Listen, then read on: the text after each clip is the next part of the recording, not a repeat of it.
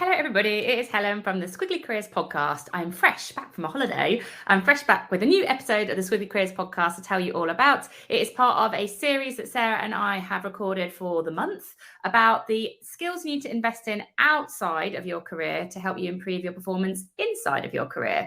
And this week's is all about health. We decided that we would review two books on two different perspectives on the topic.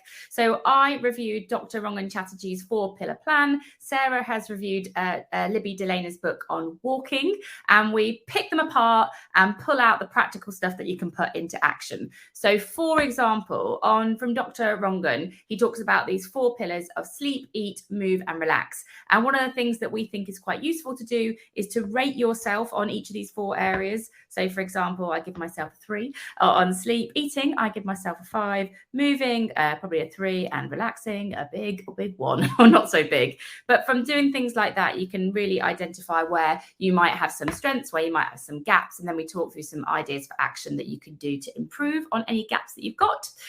For walking, Sarah shares lots of insights about the importance of walking for creativity, for example. But one of the things that I think is really important that I learned from Sarah actually on the content of walking is that you need to know what you want to get from a walk. So it might be that you want to come away from a work feeling calm, or maybe more creative, or maybe it's more about getting clarity. But if you can walk with intent, then what you benefit from is much more kind of mindfulness from the moment.